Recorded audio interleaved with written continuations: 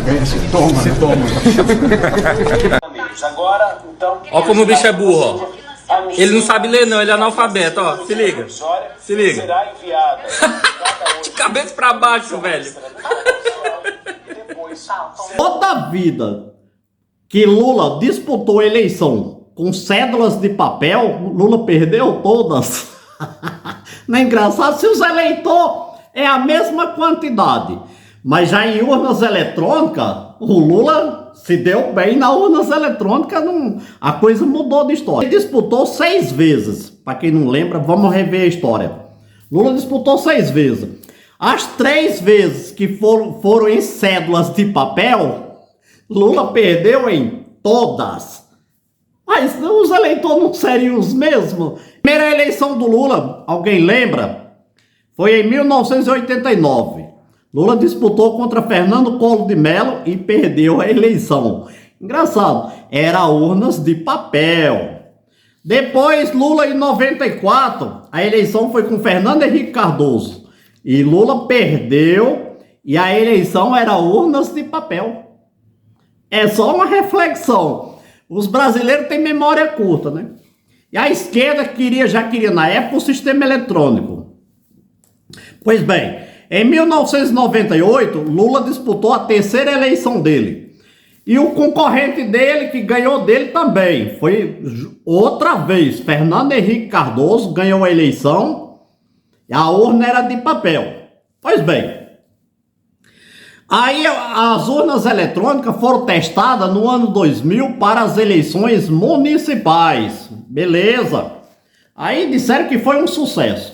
Pois bem, em sequência, as eleições de 2002, as urnas passou a ser eletrônica e Lula venceu as eleições contra José Serra. Interessante, no segundo turno.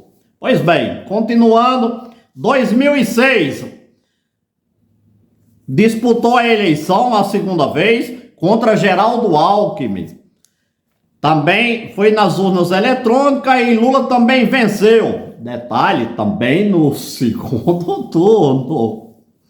Para quem não lembra, a terceira, essa agora todo mundo lembra, foi agora contra o Bolsonaro em 2022, urnas eletrônicas, e ele também venceu. Outro detalhe, ou é uma coincidência, no segundo turno. Outras coisas que... tem umas coisas que é engraçado, que tem um lado engraçado da questão. E nesse vídeo eu trago o lado engraçado das coisas para meditação, né? Pra gente pensar. O guardião das eleições era Moraes. Estava no Supremo. Aí foi pro TSE, ministro do TSE. Se licenciou de um, foi cuidar das urnas. Era o guardião das urnas, era o ministro Moraes do TSE. O mesmo que cassou o mandato de Bolsonaro para disputar o ano que vem. É o mesmo ministro que voltou para o Supremo e está julgando o Bolsonaro.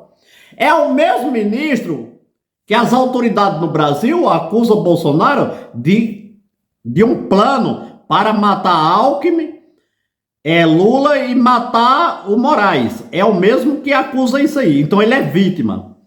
Agora vê com o Brasil como é. Como que é as coisas? A gente tem que ser coerente, né? Com a verdade. Se eu sou um juiz de direito, né? Eu não quero aqui estar de lado de ninguém, eu estou dando uma opinião do que eu acho. Se eu sou um juiz de direito e um cidadão quer me matar, como é que eu posso julgar ele? Eu vou ser imparcial, por acaso? Olha os absurdos no Brasil, não para por aí. Então, Moraes já não poderia ser o juiz de julgar o Bolsonaro, porque tem muita questão pessoal envolvida. Para mim, eu vou falar outras coisas que aconteceram no Brasil, que a reflexão, né? Notícia nova dessa semana. O próprio Banco Central do Brasil disse a Lula essa semana, e saiu nas notícias que eu vou postar aqui, o Banco Central disse que o BRICS, a desdolarização que Lula quer fazer junto com os amigos aqui desse país, no BRICS, jogou um balde de água fria no Lula. Falou que o plano não dá certo. Pô, qual foi o motivo? Falou que não tem confiança esse dinheiro. Não tem. Porque o dinheiro dos ditadores... Os ditadores já deram golpe no mundo todo canto. São ladrões. Pessoas ladrões. Países. Como os investidores vão confiar numa moeda feita pelos ditadores?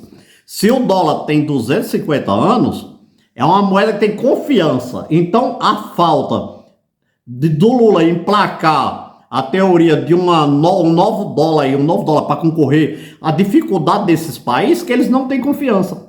Quer ver só? Outra coisa.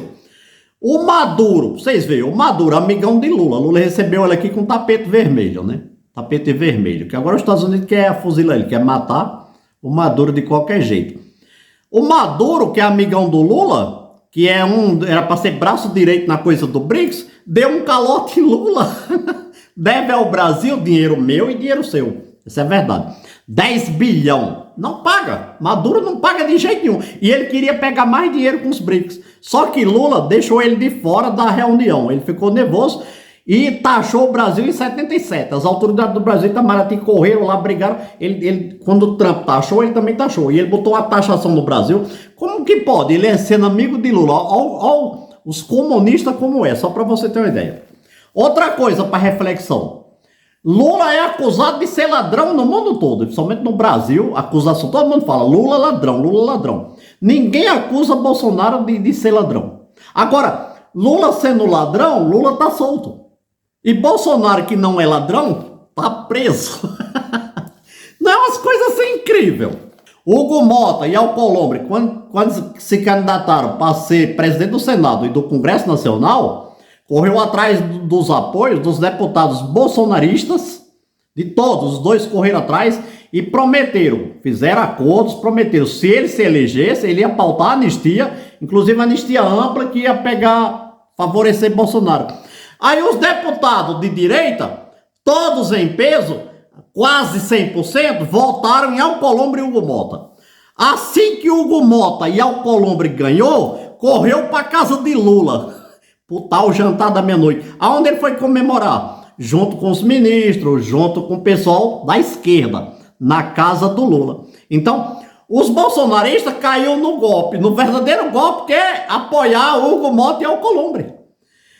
A Bíblia é clara, diz assim que o Deus não faz acordo com Satanás, de jeito nenhum.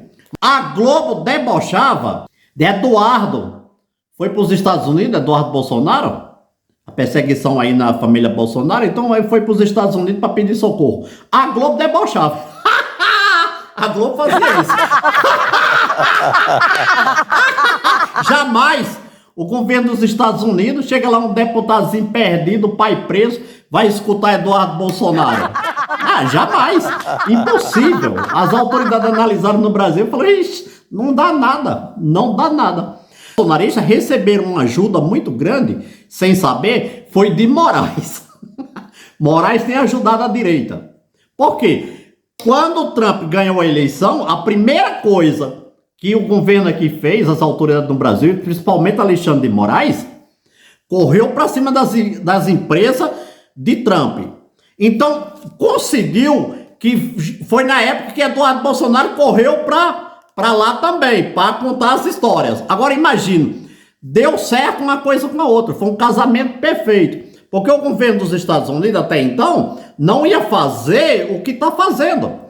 Eduardo Bolsonaro foi levar a notícia das coisas que estavam acontecendo aqui, e ele, como parlamentar, a meu entendimento, é mais do que legítimo, porque os da esquerda sempre fizeram isso e nunca foi problema.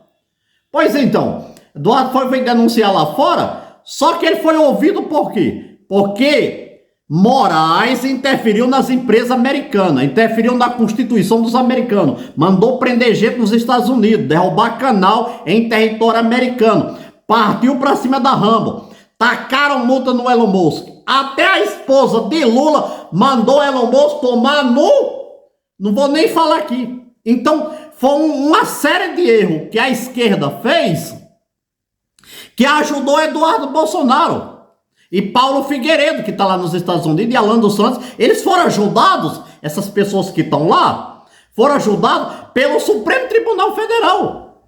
Onde as coisas que os ministros têm portados, da maneira que eles têm feito, ajudou o que Eduardo Bolsonaro ia fazer. Porque sem essas coisas que Moraes fez, jamais o governo americano estava interferindo no Brasil. Pois bem, expulsaram a empresa de Trump, multaram Elon Musk, tudo aí, aquelas coisas todo mundo já sabe. Então, Moraes, sem querer, ajudou demais os bolsonaristas. Essa é a verdade no Brasil. Demais, demais. Os bolsonaristas têm que agradecer muito a Janja, a Moraes, por essa ajuda, porque tá vindo de fora as sanções. Porque se fosse depender de Hugo Motta e Alcolumbre,